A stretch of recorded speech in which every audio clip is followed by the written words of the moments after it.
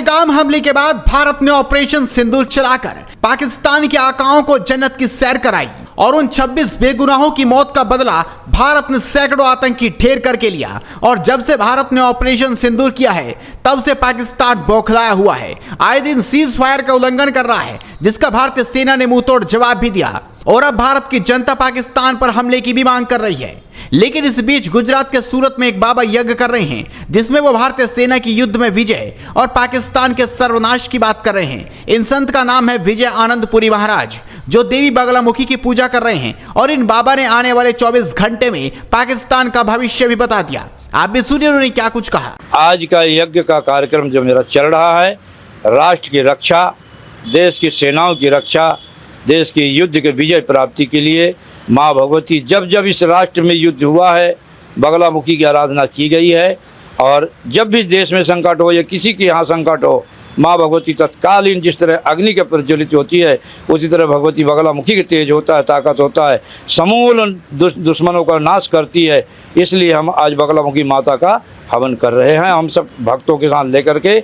और यह युद्ध जब तक चलेगा तब तक बगलामुखी यज्ञ मेरा चलेगा। सब तामसी सामग्री है, पीली राई, हल्दी, काली मिर्च, नमक, लौंग, मिर्ची आदि सामग्रियों से ये आहुति दी जाती है। ये तामसी होती है। माँ भगवती ये उग्र रूप में है बगलामुखी। खास तौर से बगलामुखी माता शत्रुओं के लिए सबसे ज़्यादा तेज होती है। जिनके शत्रु ज़्यादा हो तो हमारे राष्ट्र का जो शत्रु है उन्हें विनाश करने के लिए हम बगलामुखी माता की आहुति डालते हैं। मेरा यही प्रार्थना होता, माँ तत्कालीन 24 घंटे के अंदर पाकिस्तान का विध्वंस कर और भारत का विजय दिलाओ। तो सुना आपने, बाबा ने 24 घंटे में पाकिस्तान के सर्वनाश का ऐलान कर दिया है। वहीं पाकिस्तान के सीज फायर उल्लंघन के बाद जम्मू कश्मीर के लोग क्या बोल रहे हैं, आप जरा ये भी सुनिए। कल पाकिस्तान द्वारा हमारे हिंदुस्तान के कई शहरों को टारगेट किया गया। उन्होंने हमारे कई शहरों पर ड्रोन और मिसाइल दागे, मगर हमारे हिंदुस्तान और हमारी आर्मी ने अपनी पावर का प्रदर्शन करते और कैपेबिलिटी का प्रदर्शन करके उनके इस कायराना हरकत को विफल कर दिया। पाकिस्तान ने जो कायराना हरकत की है, हम देशवासी उसकी कड़ी निंदा करते हैं। कल हमारी आर्मी ने अपने एयर डिफेंस सिस्टम का पावर दिखाया और उनको एयर में ही ब्लॉक करके, इंटरसेप्ट करके डिस्ट्रॉय कर दिया और पूरे देश की रक्षा की। हम अपने हिंदुस्तान के साथ है, हिंदुस्तान की सरकार के साथ है और अपनी देश की आर्मी के साथ है। हमारे देशवासी जब भी हमें, हमारे हिंदुस्तानियों को, हमारी आर्मी को जरूरत पड़ेगी, हम उनके साथ खड़े हैं और उनके साथ ही खड़े रहेंगे हमेशा। हम इस कायराना हरकत की निंदा करते हैं और आर्मी के साथ हैं। मैं नरेंद्र भाई मोदी से अपील करता हूं कि इस जंग में पाकिस्तान को खत्म करे और अपनी शक्ति का प्रदर्शन करके उन्हें अपनी पावर और कैपेबिलिटी बताएं। जय हिंद, जय भारत। देखिए, घबराहट तो ऑब्वियस है, ह्यूमन बीइंग है हम, घबराहट तो होगी। जंग किसी को भी पसंद नहीं है, पर बात जब आती है देश की आन बान और शान पर, तो हर देश का बाशिंदा मर मिटने के लिए देश के ऊपर तैयार है।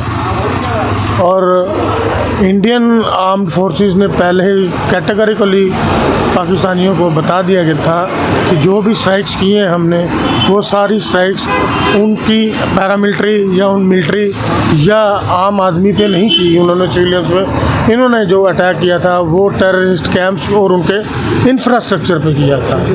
पर पाकिस्तान को शायद समझ में नहीं आया, उसने इंडिया की ताकत को और जो आज की मकबूजा सरकार है इंडिया की, उसको कम आंकने में उन्होंने गलती कर दी है। उसके बाद जो शाम को हुआ है, हमारे S-400 ने, हमारे जितने भी एयर डिफेंस सिस्टम्स हैं, उन्होंने बहुत अच्छा काम किया है। आज मैं आपके साथ बैठ के ये इंटरव्यू आपको दे रहा हूँ तो ये उसी शायद एयर डिफेंस सिस्टम की वजह से दे रहा हूँ। तो इससे बढ़िया काम क्या हो सकता है? आज क्या होगा पता नहीं, लेकिन अभी तक तो हम अपने आप को अपने भारत की सरकार के अंडर क्या लगता है आतंकवाद को खत्म करने के लिए और क्या कड़े कदम उठाने चाहिए? देखिए, आतंकवाद को ख़त्म करने के लिए सबसे पहले जो इनके जो बेस कैंप्स हैं ना, जहाँ से इनकी पैदाइश है, जो फैक्ट्री है, जो हमारे इस बार राजनाथ सिंह जी ने भी बोल दिया है, अमित शाह जी ने बोल दिया कि फैक्ट्री उड़ानी पड़ेगी। फैक्ट्रियाँ, इनके जो इनपुट सोर्सेज हैं, जहाँ से इनको पैसा आता है, जो इनके मददगार हैं अलग अलग देश जो सिफ्ट है, उनको जो सिंपति जो इनके वो चीज़ें वो हटानी पड़ेगी, वो उठानी पड़ेगी। शायद मुझे लगता है कि कल रात की स्ट्राइक में वो काफ़ी हद तक काम हो गया होगा, बाकी अब परमात्मा को मालूम है। तो सुना आपने किस तरह से जम्मू कश्मीर के लोग भारतीय सेना के साथ डटकर खड़े हैं। हालांकि अब देखना होगा भारतीय सेना कितनी जल्दी पाकिस्तान का इलाज करती है। तो आप इस वीडियो पर अपनी राय दीजिए, साथ इस वीडियो को लाइक कीजिए, शेयर कीजिए और आपके अपने चैनल खबर पुस्तक को अभी सब्सक्राइब कीजिए।